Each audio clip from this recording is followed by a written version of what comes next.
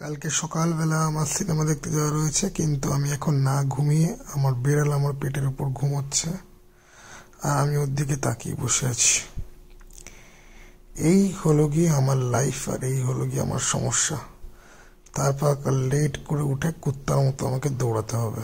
আর এই মালকে দেখো, শান্তির ঘুম। এখন আমি চলেছি বাংলা সিনেমার পাশে দাঁড়াতে, শ্রী শ্রী স্বপন কুমারের বাদামি হায়নার কবলে। আমি এখন ভিড় কবলে পড়েছি গাইজ। এই দেখো, আমার মাথার ওপর ব্যাগ তুলে দিয়েছে, আমি দুহাত দিয়ে দাঁড়িয়ে আছি।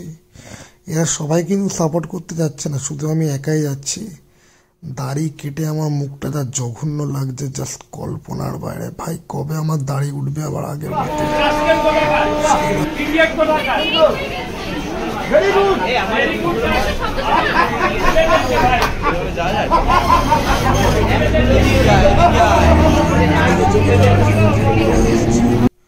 আমি হচ্ছে এরকম ওপেন রাস্তায় দাঁড়িয়ে একদিন কাউকে গালাগাল দিতে।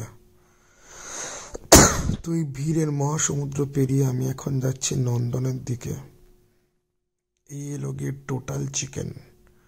আমাদের মেদিনীপুরের অনির্বাণদা এই টোটাল চিকেনের অ্যাড দেয়। খেয়ে দেখুন, খেতে ভালো না এরকম কিছু একটা বলে। যাই হোক, রাস্তা ক্রস করবো আমি এখন।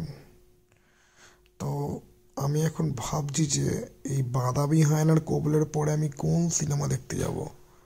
আরে এই সিনেমাটা করতে, আরে এটা আজকে বেরোচ্ছে নাকি? আরে শুভ মুক্তি 12ই জানুয়ারি। আমি জানতাম পর্যন্ত না এই সিনেমাটার ব্যাপারে। ওকে, এখন আমি নন্দনে চলে এসেছি। এই তোমরা দেখতে পাচ্ছ এখানে আজকে লিটিল ম্যাগাজিনের কিছু একটা মেলা ফেলা কিছু বসেছে, যদিও স্টলে আমি লোক দেখতে পাচ্ছি না। আমার পার্টনার এখনো অবধি এসে পৌঁছায়নি, সে পৌঁছালে পর ঢুকতে পাবো। ওই যে সবাই বাদামি হায়নার কবলে সবাই ধরা পড়েছে, সবাই দেখতে যাচ্ছে আপাতত। ওকে, এই নন্দনের মেন গেট, প্রধানের পোস্টার, কাবুলিওয়ালার পোস্টার, আমার বন্ধু কোথায়। আচ্ছা, এ হয়ে গেছে আমাদের শো শেষ।